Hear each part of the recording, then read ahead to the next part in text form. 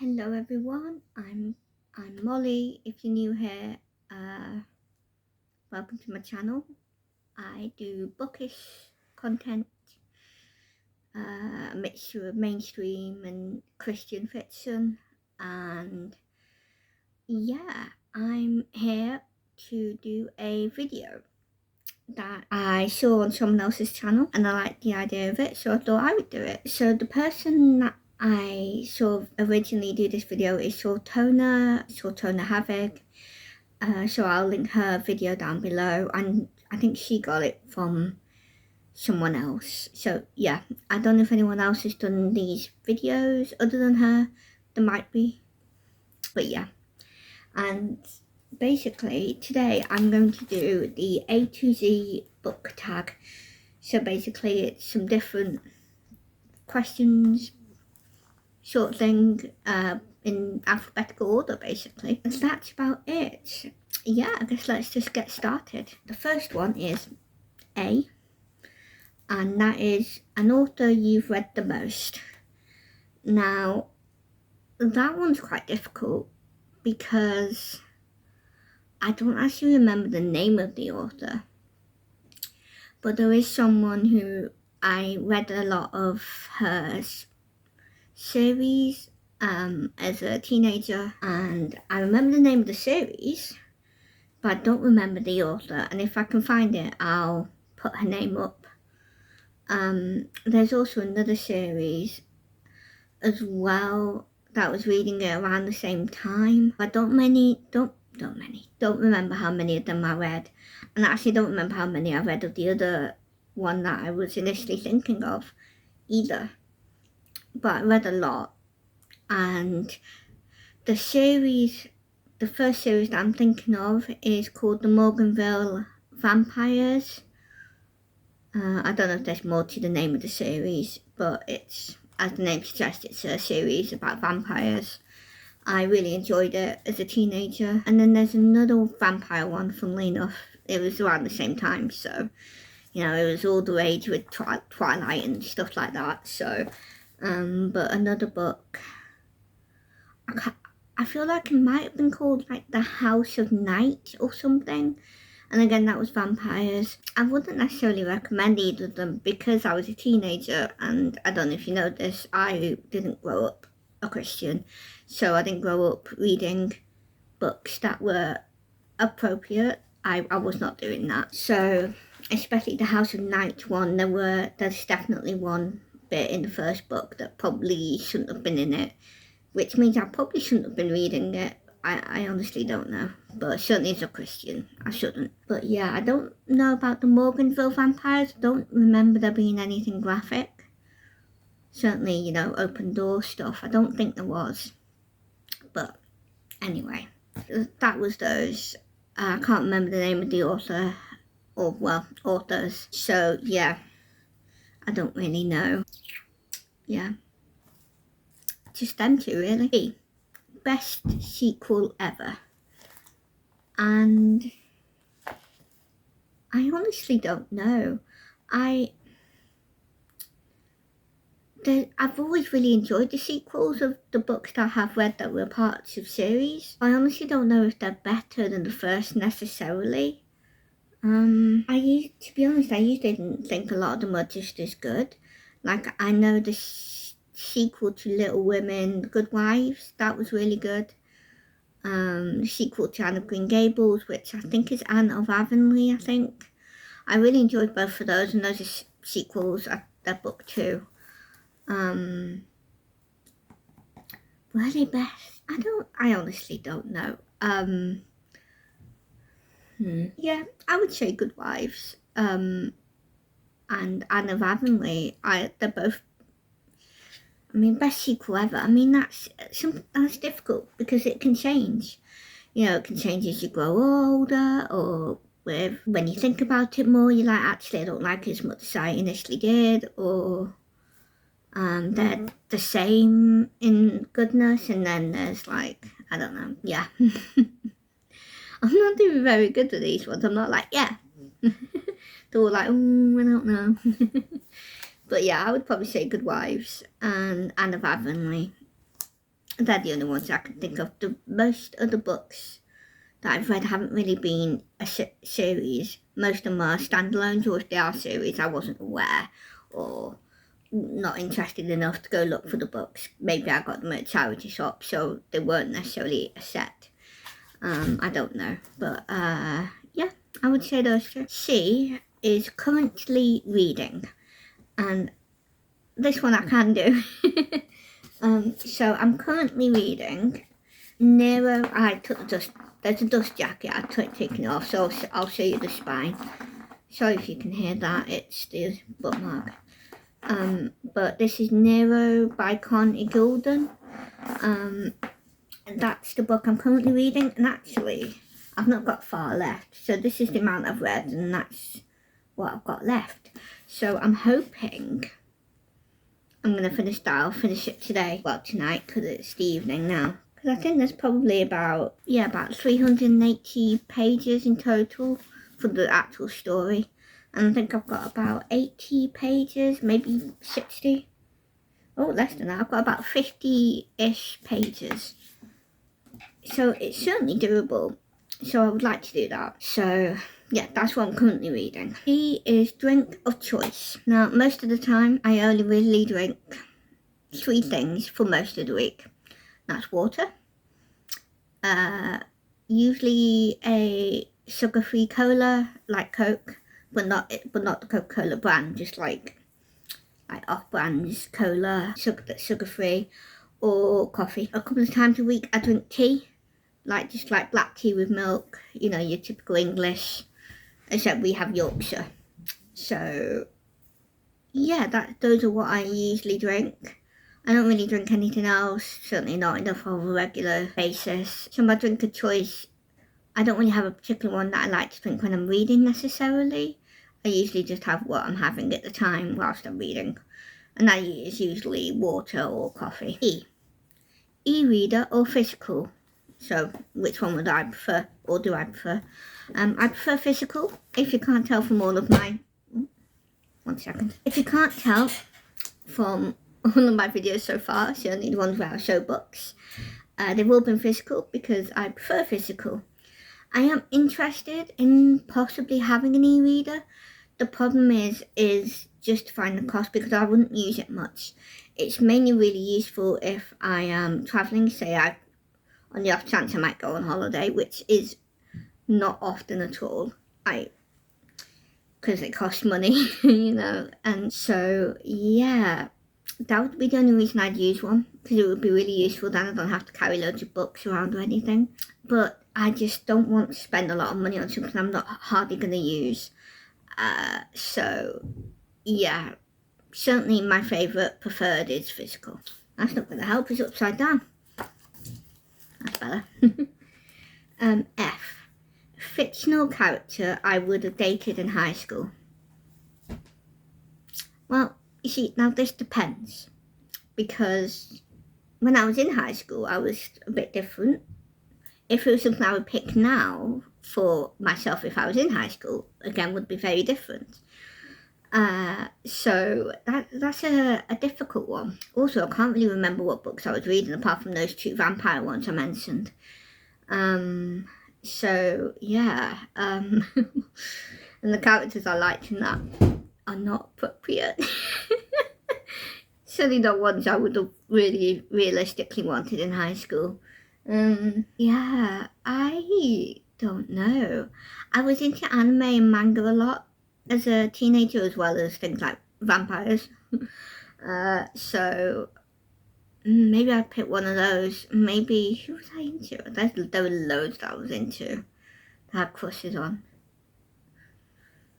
Yeah, there was a few manga and anime characters I would have liked to date in high school. I was really into a ninja anime and manga called Naruto, and again there were several characters I would have liked then.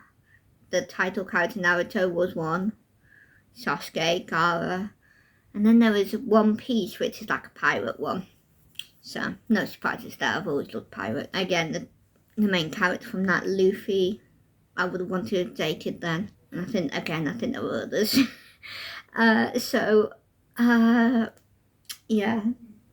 Yeah, I'm just gonna pick those, I guess. But it's kind of embarrassing, isn't it? Let's be honest. But yeah, it's what I was like, you know. G. Glad I gave this book a chance. Oh, that's a good one. What book was I?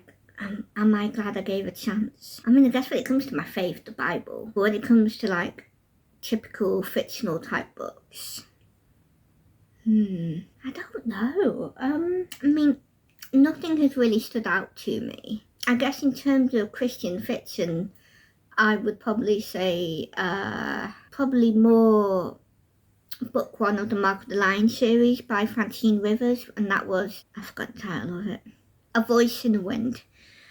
In terms of like faith content, I'm really glad I gave that a chance. I mean, I have read one of her other books, and I'm glad about that, but that A Voice in the Wind in particular, because the main character I really related to.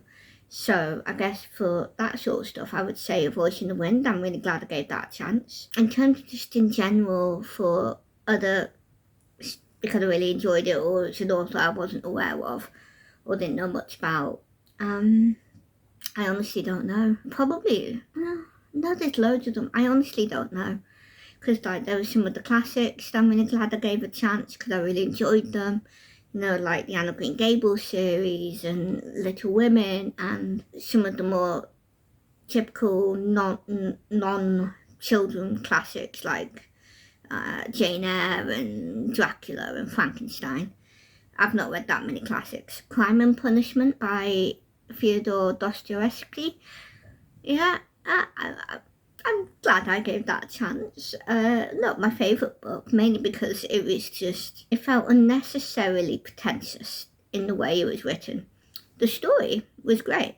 I thought it was really interesting, you know, had a lot of content in it that was not necessarily important, although it's not important, but like, because it is important topics, but like I can't describe it, but yeah, there's loads of books I'm glad I gave the chance to, especially ones where I'm like, oh, I would love to read more from this author or more of the series about, like the ones I've just said. So, yeah, there's loads. H. Hidden Gem. And I assume that's a book or author that you feel like not many people know about, that you love. Or maybe something that a lot of people don't like, but you really love, I assume. And honestly, I don't know what's considered a hidden gem, if I'm honest. But one that I know a lot of people in my personal life who don't really know anything about is Carlos Ruiz Zafón. I love his books. He's a Spanish author. And obviously his books have been translated into English as well, which is how I've read them. But I think he's a fantastic author. He's my favourite mainstream author, definitely. So I would say him, because a lot of people I know in real life, and I don't know about any of you who want to watch this. I don't know if any of you know who he is. I don't know, but I love his books. So I kind of consider him a bit of a hidden gem, because not many people know about him, or at least not many that I know. Anyway, so yeah, I would say him. In terms of particular book though, no idea. Okay. An important moment in your reading life. I don't really know what that could be. I'll probably say maybe finding out that there's Christian fiction. I would say that's quite important. Other than the Bible itself, of course. Yeah, like I didn't really know Christian BookTube was a thing, let alone Christian books. Like I knew some of the classics would have more faith content because of the times they were written. There were a lot more people who were Christian or had a faith, but like, you know, like modern Christians or like Christian books or biblical fiction, like I didn't know they existed, you know, until I started watching Christian BookTube. So I would probably say that. J. Just finished. So a book I just finished is the book I obviously read before Nero. Oh, put it on my bed already for me. Whoops. And that was Stardust by Neil Gaiman. That was the book I just read. So yeah, I don't need to go into it. It's not asking me to, so to leave it at that. Okay, K, kind of book you won't read. So there's quite a few. Some of them are kind of obvious in terms of the fact that I'm a Christian, you know, things that are pornographic, stuff like that. Depending on how scary it is, horror. But I have read a bit of horror. Like if you saw my last video, I read Dracula, which I would consider a horror book, although it didn't really seem that scary to me. But yeah, but certainly like pornographic content, that sort of stuff I wouldn't read. Probably wouldn't read anything that's about abuse of any sort. Certainly not ones that are like about it, if you know what I mean. Like books that contain bits of that. Usually so far I've been okay with the types of books, but that would depend on how graphic it is. But also depend on the book, I could just skip that, so it wouldn't necessarily mean I would not read that book. But yeah, I wouldn't read things like, I know there's a book, is it called Lolita? And it's like about children, and yeah, I wouldn't read that book. But yeah, so yeah, that's it, at least for now anyway. Things could change. The more books I read, I might find there are more other books I wouldn't read. There are authors I wouldn't necessarily read after trying them, but I don't really think that counts, because it says the kind of book. Although I guess her books are a type of book, I guess. So like I wouldn't really read Emily Henry. I tried one of her books, Book Lovers, and it has open door content. I'm not really wanted to read that really, so yeah, I kind of was aware that she was, because she's a mainstream secular author, that her books were like that, but it was called Book Lovers. I wanted to try it, so yeah, I would say that. L, longest book you have read. As much as I would love to, I'm not going to choose the Bible, although that probably is the longest book I've read. I can't really think, other than the Bible actually, I can't really think what is the longest book I have read. I'm just trying to think. Because I do have books that are really long, but I've not read them yet. So obviously they don't count. I mean, there are books I've read that are big. Like some of them were like Dracula, I think that was like nearly 600 pages or nearly 500 pages. I can't remember which one. So I'll probably say that's probably the longest one. And the one that's similar was the Adventures of Amina al-Sarafi, which I read in the same time. Well, not at the same time, like together, but like in the same month. That was really long. That was shorter than Dracula though, but again, really long. So I would say they were so far. But I don't think Francine Rivers was as long as those. Or if it is, it's about the same as the Adventures of Amina. So yeah, I would say Dracula is the longest book I've read. No, I'm not going to pick it up and show it you, but what I'll do is I'll put a picture for you. Major book hangover because of. So what has caused a major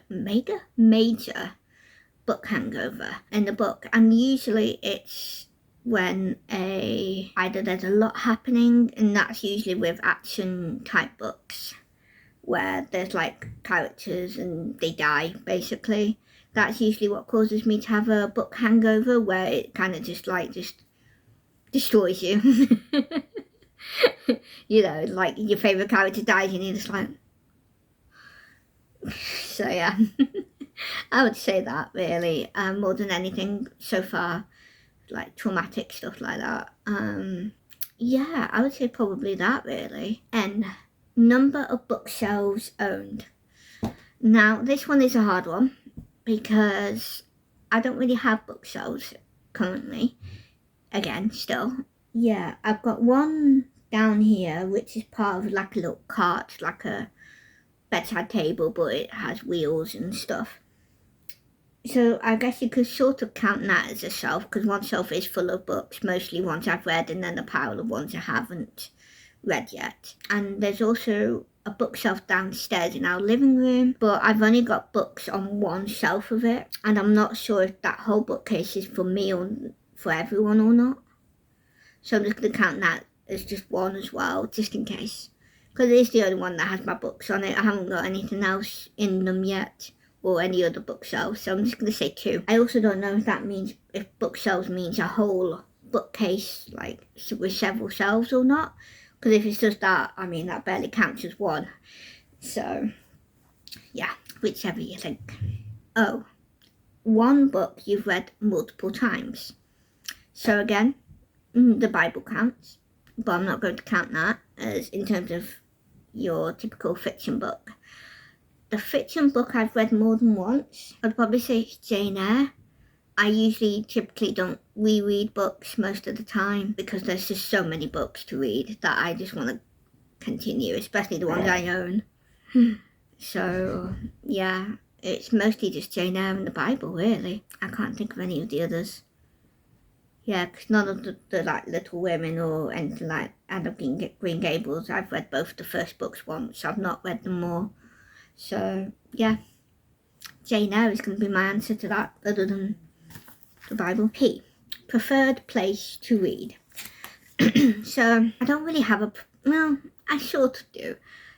I seem to get more reading done if I go to a cafe. I find there's less distractions, because I'm less likely to use my phone in them, because I know I'm going there specifically to read my book. So I will probably say that in terms of getting reading done. But to be honest, I read anywhere I can. So I read a lot at my grandma's, I read at home in my bed, at home in our living room. So I don't really have a specific preferred place, really. It's more that I get more done. I'll just say those. Q, quote that inspires you. And I have to be honest, I don't really have one. Basically, most books I don't really remember quotes from. There might be stuff in the books at the time where I read them and they inspire me then, but not really. And it's mostly, if anything, it's the character of the characters. You know, it's mostly stuff like that that inspires me, you know, how they act, you know, the things they do, you know, if they stand up for injustice, you know, stuff like that. It's more like how you treat people, sort of your character, than a particular quote, really. So I don't really know about any particular quotes. And if I can think, and the one that I'm thinking of, it's a quote from the Bible. So, and it's not really something that the quote I'm thinking of isn't an inspiring one. It's more of a comforting one. So it's not quite the same thing. So I'm not going to count that. So yeah. And to be honest, when it comes to the Bible, there's so much that can inspire me, and it can change from moment to moment. So again, I can't really give you something from there either. So yeah, I don't really have one. Reading regrets.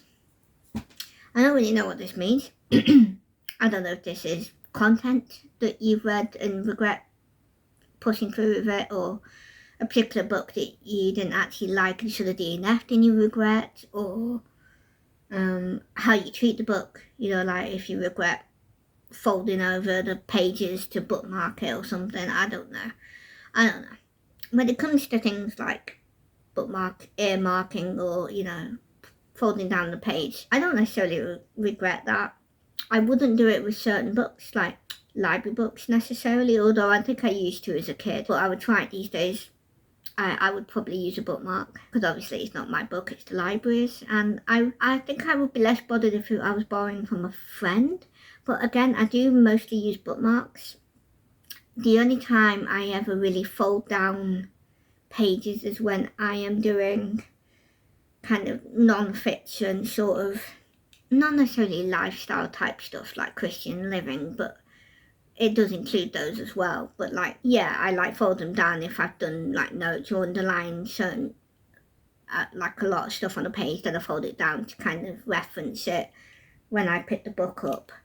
But yeah, that would be it. I don't really regret that. So I think really the main thing is content, really, that are, especially now that I'm a Christian, there have been times where I have read a mainstream secular book that has either spicier scenes or open door scenes, and I have I read the open door? Did I skip it? Well, no, I did, yeah. So I have continued reading that whole particular scene when I shouldn't have done. It was a short one, and the book I'm in particular thinking of had 2, and one of them was like a few pages, and I did skip those pages. I didn't read those. But yeah, I would say that I'm very new with all of this, so yeah, most of the time I do just skip those bits though. So there was a moment of weakness basically. So that would probably be my regret really. And reading that book by Emily Henry as well, that one, because I kind of knew, and I did skip those scenes. But yeah, I'm not going to read more of her books, so it kind of stopped me from wondering, sort of thing, I guess. S. Series you've started and need to finish. So there's 2. There's the Little Women series, and I've only got 1 book left for that. And then there's the Anne of Green Gables series, and I've got a good few.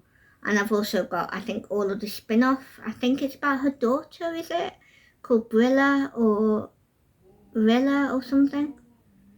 It might be Rilla, because I think I heard, was it Santel from Santel Reads All Day, saying that Rilla is named after Marilla, her adopted mother. I think so. So there's Anne of Green Gables and Little Women in terms of series that I've already started. There are series from my teenagers that I have started and not finished, but they're not ones I'm planning to finish, so there's no point counting them. T. 3 of your all-time favourite books. And I have to tell you, other than the Bible, there isn't any. I don't really have all-time favourites. I have read too many books, and I love all of them. There's like, my 3 all-time favourite books could change as I get older. It could change on my mood. It would change. They might even depend on who I'm talking to about it, because I might, change them depending on what sort of books they might like, in terms of what my favourite of that particular genre or author, if it's a particular author, whatever. So yeah, I don't really have any. Yeah, I don't really have 3 all-time favourite authors either, really. I kind of do, but I also kind of don't. Because again, that could change, and that could change with the more books I read of and more authors. So I can't really answer that. I would say the one that rules them all though is the Bible, my all-time favourite book. Because let's be honest, if I had to only have one book with me for the rest of my life, I would pick the Bible. So even though I would not want to have to do that, because I want to read other books as well. But yeah, I'm just going to have to say I don't have any, but I kind of do. Yeah, I'm just one of those people. I'm useless with questions like that. It's like, what's your favourite genre for literally anything that has a genre? I'm like, I don't know. I don't have one. So, yeah. You. Unapologetic fangirl for blank. So, I need to be an unapologetic fangirl for something. I don't really know what that means. I'm unapologetic for being a fangirl about reading. That's certainly true. Unapologetic.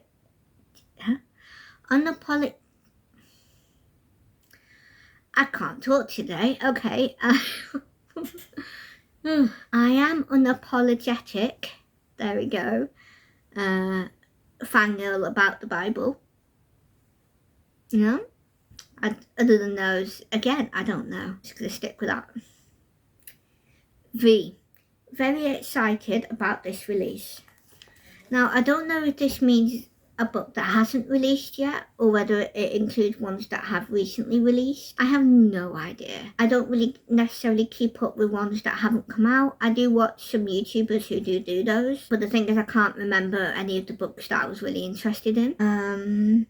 For ones that have recently released, I would probably say, and that's a book or books that I do have, and I would probably say Brave by Misha Andrews. I've never read any of her books, but I absolutely love biblical fiction or like historical fiction as well. So this is definitely something I'm excited about, because this is a new release. I think it released in October, so I was only able to get it in November, so like October, November, whenever. So I'm excited, very excited about that. I know there's another book, I think it's Of Gold and Shadows, and I think the author is Michelle Greet. That is an archaeological Egyptology fiction book, adventure type thing, and I think that's Christian fiction. So I'm very excited about that, because I'm not sure if that's out yet. It might be, I can't remember, but that's a new or newish release that I'm excited about. Yeah, there are books that are coming out or have just released that I might be excited about, but they're a part of a series, and I've not started that series or read from that author, so I can't necessarily tell you whether I am actually excited about it, because I don't know. I do kind of feel excited, I guess, but I don't feel like I should talk about it because I've not read the books, so I might decide, I might read the books that I've recently bought of her series and be like, actually, I'm not that interested, so I'm not going to mention those. Although, if you've seen my recent videos, you might be able to guess what that series and who that author is. But yeah, that was those that I'm excited about. W, worst bookish habit. I mean, that depends. You know, like some people think the worst habit is cracking the spine of a book or folding the corners of pages, like I mentioned before. I don't care about those. I do both of those things, so especially with paperbacks in terms of cracking the spine. But you know, if other people don't like it, that's fine. If people do like doing that, that's fine too. Like, I don't really care. It's all just a personal preference, I guess, or opinion. At the moment, my worst habit is probably still reading books that I probably shouldn't, like the ones I mentioned with the open door content, especially if I was aware of them and just read them anyway. Like, I would say that would be the worst habit, but that's more of a conviction, you know, a Christian conviction thing for me. So I don't know if that really counts for worst bookish habit. To be honest, the worst habit is buying books when I not only not need more books, but I also have nowhere to put them yet. So yeah, I would like to change my answer, please. Buying books. I'm sure that's a very common answer for most book people. So yeah, buying more books. Etch. Etch marks the spot. 27th book from your top shelf. Now, I don't have a top shelf, and I certainly don't think I've got 27 books on them, the shelf that I can see. I'll count how many I've got, and if I have 27, then I'll show you what the 27th book is. Sorry about that, I think I knocked the door. Yeah, I don't have 27 books on that shelf that I'm looking at. I have 20, so yeah. I don't really have, I'm gonna have to just like ignore that. Sorry. I mean, I could include the books that are out, but none of them, the rest of them aren't on shelf. In fact, do I even have 27 including those? Yeah, I do. Okay, what I'm going to do is, I don't have any shelves, but I do have books in certain piles in that little shelf down here next to me. And ended up being one of the books that is on my tray. Sorry, I can't remember what it's called. Okay, and that book is Mere Christianity by C.S. Lewis. It just says to tell you what it is, so I guess that's all I need to do. I've not read it, but I want to at some point. That's about it with that one, really. Nothing else to say. Okay, why? Your last purchase. Oh no. Okay, can I get to my last purchase? Because I have books everywhere. What was my last purchase? Yeah, I can just about get to it. Okay, so your last purchase, I'm assuming it means your last book that you've purchased, because I've bought other stuff that I need, but like no other books. But my last recent purchase is one I mentioned in my last video, and that was Just Different, a memoir by Wayne Sleep. And this is a memoir that I bought for my grandma for Christmas. So yeah, this is the last book that I bought, and the last one, the 26th, I think. Oh, 27th. No, just ignore it, okay? Z, and that is Z Snatcher, a book that kept you up far too late. So I don't have a particular book for that one. It is usually whatever book I'm currently reading and I'm trying to finish. That is usually what keeps me up late, because I usually start reading it late at night, and then I'm up late because I'm trying to finish it because I don't have that much left. So I would say it varies on the book. So for that one, my current one will probably be Nero, but if not, depending on when I start and finish this, the one that may have kept me up far too late. Actually, there was one that kept me up till like 4 a.m. because I needed to finish it, and I think that was The Adventures of Amina Al-Sharafi or Dracul, because I know both of those I tried to finish watching reading sprints from other Christian booktubers, and most of them are in America, so there's a big time difference, so a lot of them start at the time where for me it's like midnight, 1 o'clock in the morning. So yeah, yeah, I would say one of those for the most recent one, but usually it varies on the book I'm reading, because usually it's always the last bit of it, isn't it? The last bit of the book is the most exciting bit, especially if it's an adventure or action-packed one, and that's the bit you want to finish. So you're like, I need to read it, there's not much left, even though there's loads. So yeah, I would say it varies. And that's it, that's my last question. Well, a question / prompt type thing. I don't know what to call it. So yeah, that is all of them that I've done. And I've got nothing else to tell you, really. Other than, since starting my YouTube channel, I have noticed that I say a lot. It's crazy. So yeah, I also say that phrase a lot too. So yeah. Anyway, it's funny the things you notice when you start editing videos of yourself. I should have mentioned it. I'm just gonna like keep stopping every time I say those words. We are now done.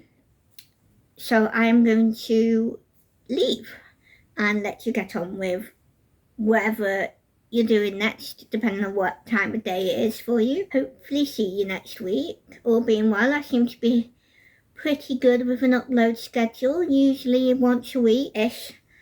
So yeah, I will see you next week. I pray God blesses you and that you have a good rest of your week. And yes, I will see you next time. Bye.